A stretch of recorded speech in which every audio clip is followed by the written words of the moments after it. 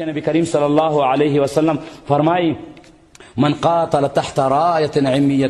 څوک چې د وړاندې جنډې لاندې وجنګېدلو. ړانده جنډه هغه جنډې ته ویل کېږي کومه جنډه چې د قوم پرستۍ جنډه وي، د کوم چې اسلامي مقصد نه وي. یو جنډه پورته شي سړی پورته کړي وایي چې دا د نېشنلزم دی، دا د پښتنو، موږ د پښتنو حقوق غواړو، دا د پښتنو جنډه ده، راځئ د دې لاندې. لکه نېشنلیان دي، نېشنلزم د پښتو په نامه باندې په افغانستان کې افغان ملتیان دي، په یو پنجابیان کې د پنجابي تنظیم جوړ کړی وي، هغه خلکو ته وایي چې راځئ ته دې جنډه لاندې راشئ چې موږ ستاسو حقوق د خلکو نه غواړو. نبی علیه السلام فرمایي چې که د دې جنډې لاندې څوک راغلل په دې نامه باندې چې د پښتنو آواز وکړو دی ورغوی، او بیا چا د پرسیبانو آواز وکړو دی ورغوی، د هغې نه وروسته ته دې لاندې یدعو الی عصبیت، خلک عصبیت جاهلیت ته رابولي چې پښتانو راځئ دې طرف ته راځئ، راځئ دې طرف ته خپل حقوق واخلئ. د پښتون په نوم باندې حقوق غواړي، پنجابی د پنجابي په نوم باندې حقوق غواړي، افغاني د افغاني په نوم باندې حقوق وغواړي، او خلک هم ورته راغواړي یغضب لعصبیت. او بیا په دې باندې غوسه کېږي هم که چېرته بمباري وشوه، دا نه وایي چې زما مسلمان یې مړ کړو،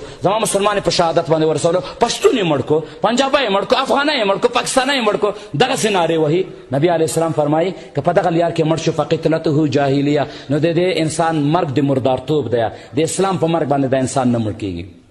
وروسته د هغې نه ورونه به اخرنی د نبي علیه السلام یو بل حدیث وایي، حارث اشعري رضی الله تعالی عنه نه روایت دی چې نبي علیه السلام فرمایلی دي ومن ادعا دعوه الجاهلیه، چا چې څیره وکوله، ناره یې ووهله د جاهلیت د قوم پرستۍ ناره یې ووهله، فانه من جث جهنم، نو دا سړی په حقیقت کې د جهنم د لاشونو نه یو لاش دی. که څوک جهنمي غواړي چې وی ګوري په دې دنیا کې، هغه کس طرف ته دی وګوري کوم کس چې د قوم پرستۍ خبرې کوي، کوم خلک چې قوم پرستۍ طرف ته خلک رابولي. نو یو صحابي پورته شو فقام رجل، یو کس پورته شو د صحابه کرامو نه چې یا رسول الله صلی الله علیه وسلم وإن صلى وصام، که دغه قوم پرستۍ خبرې چې کوي، د قوم خبرې چې کوي، د قوم پرست انسان که مونځ او روژه مونځ کوي او روژه نیسي، بیا به هم د جهنم د لاشونو نه، د جهنم د جسدونو نه یو جسد وي. نبي علیه السلام وفرمایل وإن صلى وصام، اگر که روژه نیسي، اگر که مونځ کوي، خو چې د قوم پرستۍ خبرې کوي، قومیت کوي، دا جهنمي دی. بیا وروسته د هغې نه نبي علیه السلام وفرمایل